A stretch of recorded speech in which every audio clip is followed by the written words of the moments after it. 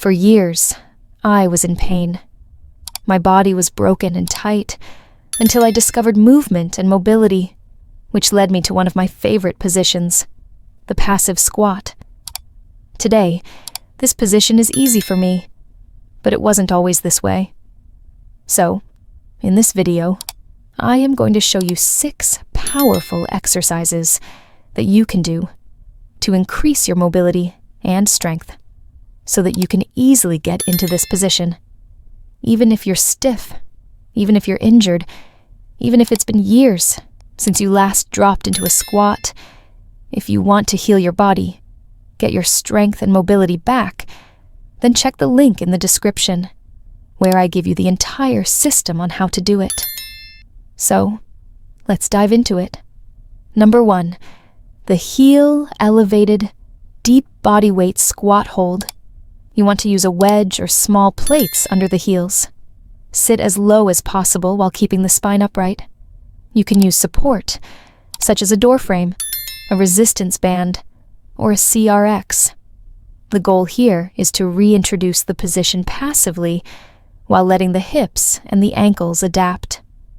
Why does this work? Because it eliminates ankle limitation to train hip and spine control. You don't have to own the position now. You just need to return to it daily. For frequency, I recommend doing this 4 to 5 times a week. It can be used as a warm-up or a cool-down. Hold the position for 60 to 90 seconds for 2 or 3 sets. For progression, remove the heel elevation. And for regression, use a band, TRX, or a door frame to support your balance. Coaching tip. Think of this as joint brushing. It's not a rep-based movement. It's about soaking in the position. Do it frequently, but not intensely. Number 2, front foot elevated split squat, long stance. You want to use a step or a plate under the front foot. Focus on driving the knee forward and the pelvis stays square. Add a forward torso lean to mimic the squat torso angle. The goal here is to train hip flexor length, back leg quad control, and knee over toe mobility. Why does this work? Because it trains one side at a time and fixes imbalances. If you can't split squat deep, you will have a lot of trouble with your squat. For frequency, I recommend 2 to 3 times a week on lower body or mobility days. Rep ranges, 8 to 10 reps each side, times 2 to 3 sets. Progression. You can add load in the form of dumbbells or barbells, or you can decrease elevation. And for regression, reduce the range or shorten the stance slightly. Coaching tip. Prioritize control. It's not about going heavy. It's about staying active through every millimeter of the range. Number 3, wall ankle dorsiflexion test. The knee drives over the toes towards the wall, while the heel stays down. Hold a kettlebell on the thigh for load. Use this as a test and a daily mobilizer. The goal is to improve ankle dorsiflexion, which is the number 1 limiting factor in squats. Why does this work? Because it's easy, measurable, and instantly improves range. If you don't have ankle range, you don't have a squat. Period. For frequency, I recommend daily, especially pre-squat.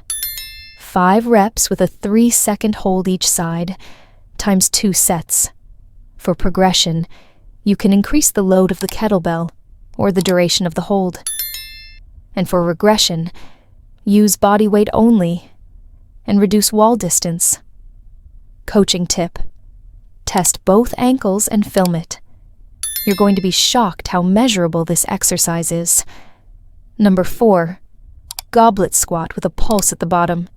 Use a kettlebell or dumbbell and lower slowly. Pause at the bottom.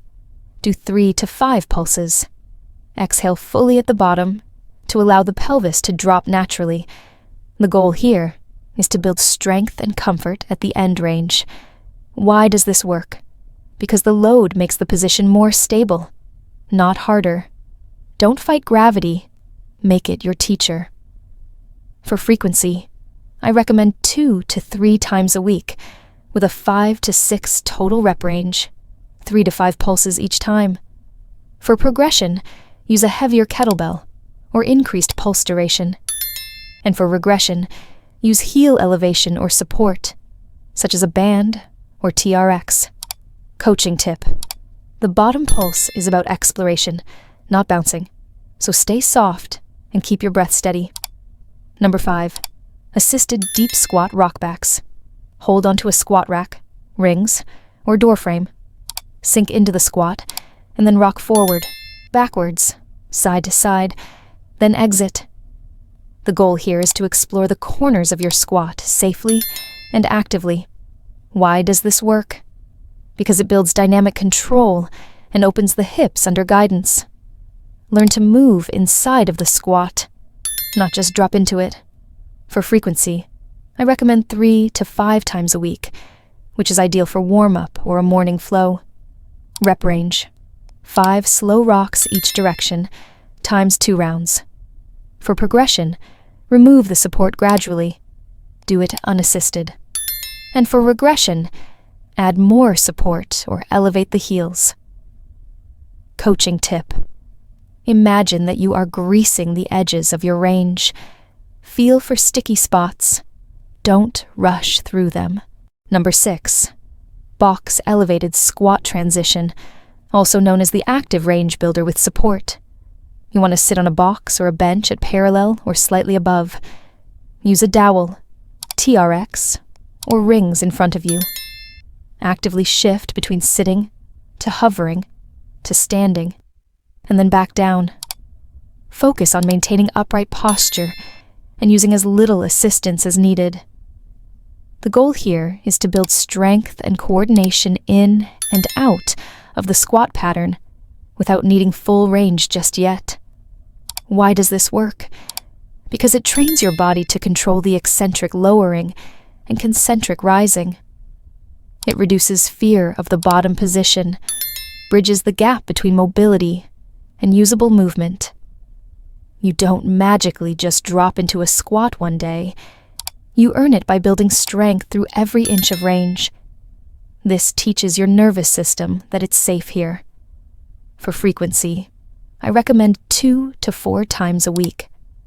Rep range: 5 to 6 slow transitions up and down for 2 or 3 sets. For progression, lower the box weekly and increase the tempo control. For regression, higher box and more upper body support. Coaching tip: don't cheat the hover. That 1 or 2 inches above the box is where the magic happens. So hold, breathe, rise with control. If you're a beginner, start with exercises 1, 3, and 6. If you're more advanced, then focus on 2, 4, and 5. This is about reclaiming what your body was born to do. It's not about looking flexible. It's about being functional, powerful, and pain-free. If you can sit here comfortably, you can move through life a lot more freely. And if this feels far away right now, it's only because no one taught you how to get it.